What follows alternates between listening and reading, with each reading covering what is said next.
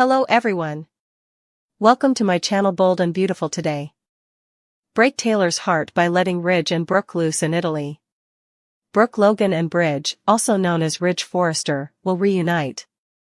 Fans of Taylor Hayes and Tridge, also known as Ridge, will be saddened by this, but who among us did not anticipate this? Let's dissect the probable sequence of events. Ova is Tridge. Head writer Bell conducted interviews during the Italy shoot that were featured in an Italian magazine, which also included remarks from Kay and Lang. Here is a little excerpt of their remarks. Ridge's treatment of Brooke and Taylor bothers Kay. The majority of Brooke's 10 marriages have been to Ridge, and Lang wasn't always in agreement with the way her character was portrayed. In fact, she discussed the shady scheme involving Brooke and Deacon Sharp cheating on her daughter Bridget Forrester. Do you support Bridge or Tridge? According to Bell, there were sequences involving Nick, Brooke, Ridge, Eric Forrester, and Steffi Forrester during the Italy filming. Ridge and Brooke are said to have decided they can't live apart there. Well, the easiest way to describe that is that it relieves fans who believed Ridge was bound to betray Taylor. At least we now know that the end is in sight. Bridges are explosive. Unfortunately, Taylor is not present to defend herself or fight for her male toy at this crucial moment. Would it have mattered if she had been? What does this mean for Nick Morone, who just returned? He leered at Ridge after swooping inside FC and kissing Brooke in her panties. There are two possible outcomes: either Bridge and Nick cheat on Ridge, or Brooke takes advantage of Nick to incite Ridge's jealousy. What takes place on the CBS soap next? Right now, it seems like option number 2 is active. Tell us what you think of a Bridge redo now, BNB lovers. Are you cheering for Ridge and Brooke to finally get it right, or do you not give a damn? It happened in the rolling hills of Italy, under the golden sunlight that glimmered off ancient cobblestone streets and whispered promises of rekindled passion through the Tuscan breeze, the kind of setting only Bell and his dream team could conjure for a moment that would go down in soap opera history. A moment where Ridge Forrester and Brooke Logan, yes, Bridge, the star-crossed, endlessly cycling duo of the bold and the beautiful, decided, yet again, to let go of the past, of Taylor Hayes, of heartbreak and betrayal and start anew, and while it shocked no one, it also devastated everyone who had dared to believe that Tridge, Taylor and Ridge, could really, truly last this time, because let's face it, we've been here before, haven't we? Watching the eternally smoldering Ridge bounce like a designer ping-pong ball between the two loves of his life, except this time it hurt more, because this time Taylor had hope, she had dignity, she had healing, she had changed, and it seemed, for a few brief episodes, that Ridge might actually honor her transformation with loyalty, but then Italy happened, and with it came the undeniable chemistry, the Bridge magic, as fans call it. A kind of gravitational pull that no common sense, no years of pain, no therapist's advice can resist, and so when the cameras rolled and Eric Forrester raised his glass in a toast on a vineyard patio overlooking Florence, when Steffi narrowed her eyes sensing something was off, and when Brooke appeared in that iconic, flowing white dress like a goddess of seduction and second chances, Ridge couldn't help himself, he couldn't stay loyal, couldn't remember all the therapy and apologies and declarations he made to Taylor. Because in that moment, under the stars, Brooke whispered something, maybe it was "we still belong together" or maybe "you never stopped loving me," and Ridge, the ever-conflicted, emotionally inconsistent man of the hour, pulled her in, and with one earth-shattering kiss decades in the making, he broke Taylor's heart without her even being in the room, and yes, fans, it happened off-screen at first, subtly, the way BNB loves to tease us, but then it escalated. Because once Brooke has a taste of Ridge again, she's not letting go, and neither is he, and meanwhile poor Taylor, who'd been busy advocating mental health and self-love and forgiveness, was blindsided, not even given the decency of a breakup speech, and worse, she had to hear about it from Steffi or worse yet from the press. From tabloids or Italian media who had snapped paparazzi photos of Bridge holding hands by the Trevi Fountain or sneaking into a boutique hotel on the Amalfi Coast, and in that betrayal, not just romantic but fundamental, Taylor snapped, or nearly did, because how many times can one woman be told she's enough only to be passed over again for the woman who's never played fair? And just as fans were beginning to root for Taylor's happiness, for Tridge 3.0 to be the final version, Ridge did what he Always does. He chose Brooke, and not just chose her, he chased her, he begged, he cried, he reminisced about how they met, about all the weddings, 11? 12? Who's even counting, about the destiny he keeps talking about like a broken record, and yes, we saw it coming, because Bell knows his viewers, he knows what gets ratings, and bridge reunions are nuclear. They set social media ablaze, they cause alliances to fracture in fan forums, they break hearts both on screen and off, and even Catherine Kelly Lang herself admitted in recent interviews that while she loves playing Brooke, she didn't always agree with the writing, especially in those skeevy Deacon Sharp years, when Brooke slept with her daughter's husband and tore Bridget's world apart, but somehow, despite the sleaze, the scandal, the affairs and the amnesia and the lies, Ridge always ends up back with Brooke. Not because it makes sense but because it feels inevitable, like gravity pulling two broken satellites into each other's orbit, and yes, that means heartbreak for Taylor, again, and yes, that means we all get whiplash trying to remember who Ridge is supposed to be faithful to this week, but that's the magic and madness of BNB, and just when we think it's settled, when we think Bridge is on solid ground, enter Nick Maroney, back from the abyss, oozing swagger and history. And the second he saw Brooke in nothing but a silk robe at FC, he kissed her, not a peck, not a friendly hello, but a full-on, soap-level, tongue-in-cheek seduction, and Ridge saw it, and suddenly we knew the game was afoot, because either Brooke uses Nick to spark jealousy and test Ridge's resolve, or she's playing with fire again, and with Nick being a man who knows her in all the ways Ridge pretends to, it adds gasoline to an already burning inferno, and Taylor, poor Taylor, can only watch from afar as the man she loves spirals into Brooke's arms once more, making all the promises he made to her feel like lies, and Steffi, who had been riding high as CEO and queen of her own domain, now finds herself trying to play peacemaker, daughter, executive, sister, protector, but it's too late. Because Bridge is happening, and nothing anyone says or does can stop it, not Liam, not Hope, not Eric, not even the ghost of Stephanie Forrester herself, who would rise from the grave to smack some sense into Ridge if she could, and the fans, well, they're divided, screaming in the comments, hashtagging #Team Tridge and #Bridge Forever, threatening boycotts, writing fanfics, launching polls, and amidst the chaos, Bell gives us exactly what we hate to love and love to hate, another round of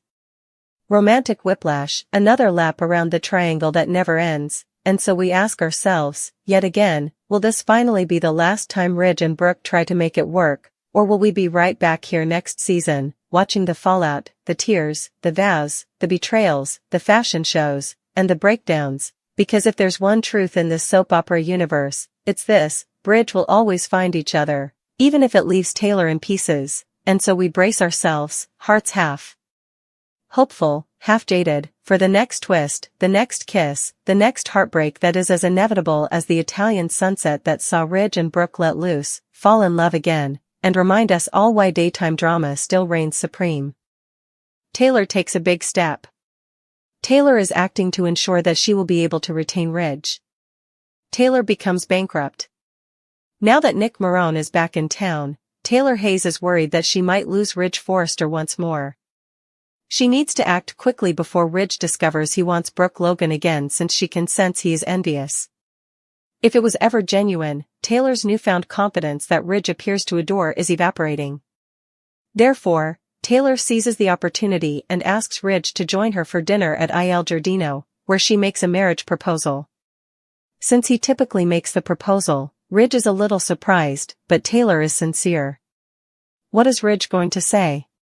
With Brooke still on her mind, is she prepared to commit to that level of commitment? He claims to love Taylor and not want to let her down again, but is he prepared to get married? Nick observes everything. When Taylor initiates contact, neither Ridge nor Taylor are aware that Nick Marone is present at the restaurant. Does he hear Ridge's response once he sees the proposal? He is eager to tell Brooke all he saw in Deacon Sharp's Italian restaurant, regardless of the outcome. Brooke needs to know what Taylor said since she is just as startled as Ridge. When she saw Taylor the day before in Eric Forrester's living room, she could see that she was acting a little insecure. She enjoyed sharing with Taylor how worried Ridge was about Brooke seeing Nick once more. He seemed to be almost envious. While Nick views it as further evidence that he is Brooke's true destiny and Ridge is a thing of the past, Brooke is aware that Taylor's action is one of desperation. Brooke needs to make a lot of decisions quickly. Taylor Hayes stood in front of the full-length mirror in her elegant bedroom at the Forrester mansion, her reflection staring back at her with a mixture of poise and panic, the battle of 1,000 thoughts raging behind her eyes as she adjusted the soft ivory silk of her blouse and reapplied a nude shade of lipstick, determined that tonight would not only define her future but perhaps rewrite the very fabric of her past with Ridge Forrester, the man she had loved and lost and regained more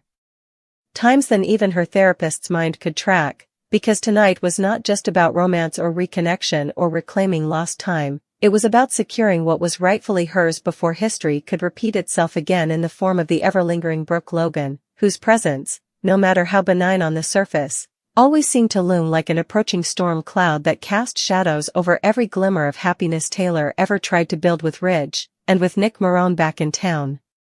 A man who brought with him not just memories of passion but chaos. Taylor's finely honed instinct screamed that the time for subtlety was over, and if she didn't act now with boldness and finality, she might once again find herself watching Ridge slip through her fingers like water no matter how tightly she tried to grasp him, especially since Ridge had been unusually quiet lately, distracted even, and though he said all the right things and smiled at the right times, Taylor had spent enough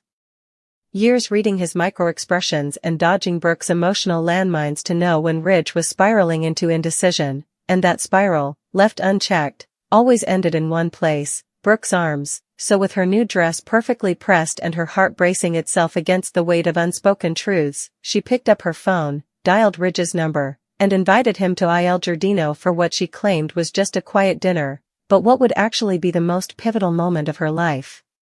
Since returning to Los Angeles, and as Ridge accepted without hesitation, she heard a flicker of hope ignite in her chest, though it was quickly drowned out by the memory of how many times she had hoped before only to watch it all dissolve into tears, therapy, and regret, and as she made her way to the restaurant, her heels clicking against the marble floor with practiced determination, she couldn't help but mentally rehearse the words she planned to say, trying to anticipate every possible reaction Ridge might have, from shocked silence to passionate acceptance or even reluctant rejection, but in truth, there was no way to prepare for Ridge Forrester, because he was a man ruled by impulse and heart, always pulled in two directions by two powerful women who each believed she was his destiny, and as she arrived at the restaurant, her eyes scanning the warmly lit dining room that had hosted so many scenes of love and betrayal, she spotted Ridge at a table near the fountain, casually handsome in a charcoal suit, sipping wine as though unaware of the emotional earthquake about to hit his world, and as she approached, he stood, kissed her cheek, and complimented her appearance in a way that felt both genuine and distracted, making her stomach twist with the anxiety of knowing that even now, as she sat across from him, his thoughts might be elsewhere, perhaps on Brooke, or the reappearance of Nick, or even something as simple as a business meeting gone awry, but Taylor couldn't afford to wait for clarity or perfect timing anymore, because life had taught her that waiting often meant losing.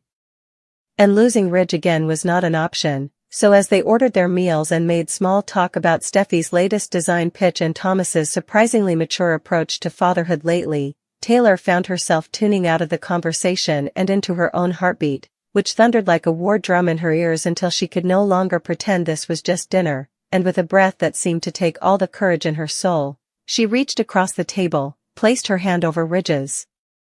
and said the words that she had once longed to hear herself but never imagined she'd be brave enough to say, "Ridge, I love you, and I don't want to live another day wondering where we stand, so I'm asking you, will you marry me?" And the words hung in the air like smoke, visible but intangible, causing Ridge's eyes to widen with a combination of surprise, admiration, and something else she couldn't quite place, perhaps doubt, perhaps guilt, perhaps love so complicated it refused to be categorized, and for a moment, the world seemed to pause, the clinking of glasses and hum of conversation fading into a distant echo as Ridge stared at her, blinking, processing, his fingers tightening slightly around hers as if grounding himself before responding, and Taylor could see the battle within him, the war between what his heart wanted and what his past whispered, between his loyalty to her and the undeniable pull he always seemed to feel toward Brooke. And just as Ridge opened his mouth to speak, the sound of silverware clattering to the ground nearby caught Taylor's attention, and she turned to see none other than Nick Marone seated at the bar, staring directly at them with the unmistakable look of a man who had just overheard more than he should have and couldn't wait to spread it like wildfire across the Forrester universe. And as Taylor locked eyes with Nick for a brief moment of mutual recognition and tension, she knew that her carefully calculated move was about to be dissected, analyzed, and possibly weaponized in ways she hadn't fully anticipated, especially once Nick brought the story to Brooke, who would undoubtedly react with the volatile mix of jealousy and superiority that always accompanied any news about Taylor and Ridge's relationship. And while Taylor tried to focus on Ridge's face, on the answer that could either cement or shatter her hopes, part of her mind was already playing out Brooke's reaction in Eric's living room, imagining her scoffing, tossing her golden curls, and declaring the proposal an act of desperation from a woman who had always known she came second in Ridge's heart. And though Taylor had worked so hard to rebuild her life, her confidence, and her relationship with Ridge, she now saw how fragile it all truly was, how quickly one bold act could trigger an avalanche of consequences. But she also knew that she had no regrets, because waiting had never served her well, and this time she had chosen to act rather than react, to claim her future instead of allowing others to write it for her. And though Ridge finally leaned in and whispered, "Taylor, you know I love you, but are you sure this is what you want, with everything going on? With Brooke, with Nick, with all the chaos that always seems to find us?" It wasn't quite a yes, but it wasn't a no either, and Taylor latched onto that ambiguity as a sign that there was still a window open, even if only slightly. And as the dinner continued under a thick veil of tension, she couldn't stop the feeling that something was shifting beneath her feet, like the ground was preparing to give way to either solid rock or complete collapse. And meanwhile, across town, Brooke Logan stood in her bedroom, phone in hand, brows furrowed as she listened to Nick breathlessly describe the scene he had just witnessed at Il Giardino. And though Brooke tried to maintain her usual calm exterior, a tiny spark of disbelief and envy flared in her chest, quickly fanned by the flame of her still complicated feelings for Ridge, which she had tried so hard to suppress ever since Taylor came back into the picture. But now, hearing that Taylor had taken such a drastic step, Brooke couldn't help but wonder if she had waited too long, if she had been too passive in believing that destiny would bring Ridge back to her without a fight. And as Nick continued to speak, she felt a familiar tension building inside her, the kind that only Ridge could evoke. And though she told Nick she needed to think, what she really meant was that she needed to see Ridge for herself, to look into his eyes and find the truth beneath the words he would undoubtedly try to craft for each woman's benefit. And just like that, the triangle reignited, with Taylor clinging to hope, Ridge drowning in indecision, and Brooke once again contemplating whether to fight for a man who had never truly stopped belonging to her in some way. And all the while, Nick watched from the sidelines, convinced that Taylor's public declaration was not only proof that she was afraid of losing Ridge but also validation that Ridge would never be truly committed to anyone but Brooke, and that maybe, just maybe, this was the moment he could finally convince her that she deserved better than the man who had played her heart like a violin for decades. And as the sun dipped behind the hills of Los Angeles, casting long shadows over the lives of those who dared to love recklessly, one thing became clear: Taylor's massive move had changed everything, for better or worse. And as hearts tangled, truths twisted, and secrets began to unravel, the only certainty was that no one, especially not Ridge, would escape the fallout unscathed. It was one of those surreal LA evenings, where the sun dipped behind the hills and a cinematic wash of amber and crimson, and the shadows of palm trees sprawled across the Forrester estate like silent judges presiding over the latest scandal. Inside the marble-floored living room, with its overwhelming elegance, the tension was thick enough to snap a champagne flute in half. Taylor Hayes stood at the center of it all, trembling not from fear but from the sheer accumulation of a decade's worth of unresolved emotion, her pulse an erratic metronome as she lifted her eyes toward Ridge Forrester, her once and maybe future husband, with a look that could shatter stone. And in her hand she held the token of finality, not a ring, but a proposal, raw, unfiltered, sincere, a plea wrapped in velvet words and old hope, words that had lived inside her for months, maybe even years. And as she took one step closer to him, her voice cracked but held strong: "Ridge, I know everything that's happened.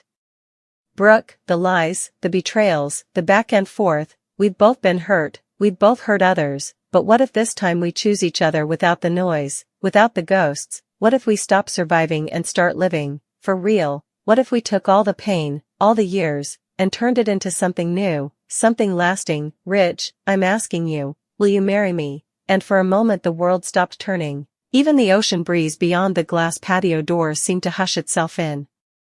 reverence for the enormity of that question, and Taylor's heart hung in that silence like a fragile ornament on the edge of a precipice, waiting for either affirmation or annihilation. And Ridge, for all his flaws, all his tortured silences and brooding masculinity, stood still, unreadable, caught in the impossible limbo between past and future, and for a fleeting second his eyes softened, his lips parted as if to say something kind or gentle or merciful, but instead, with the cold gravity of a man delivering a sentence, Ridge looked Taylor directly in the eyes, his voice a bitter whisper soaked in finality, and said the 10 disgusting words that would echo in her mind forever, 10 words that dismantled years of dreams in one fell swoop. I'd rather marry Brooke's ghost than touch your heart. And the room didn't fall silent, it imploded, shattered into emotional shrapnel that embedded itself deep in Taylor's psyche, because in that moment the man she once loved didn't just reject her. He excavated every scar, every failure, every ounce of dignity she'd clawed back from her past, and doused it in gasoline, setting it ablaze with a flick of his cruelty. And though she didn't fall to her knees, though no tears spilled just yet, something inside her buckled, a quiet crumpling of trust and belief, and she felt the weight of humiliation throb behind her eyes like an oncoming migraine. And still she stood, still she breathed, because heartbreak might break the body but not the spine.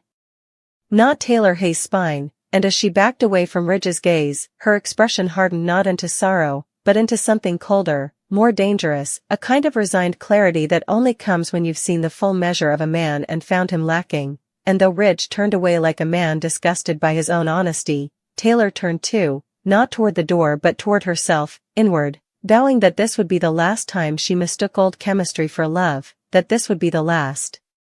time she let Ridge Forrester play God with her heart. Because no woman deserved to be spoken to like that, to have her vulnerability weaponized and spat back in her face, especially not by a man who'd spent a lifetime hiding behind his own indecision. And outside the crickets began to chirp, indifferent to the emotional carnage inside the estate, as Taylor exited without another word, no tears, no dramatic collapse, just the echo of 10 disgusting words reverberating in her skull like a cruel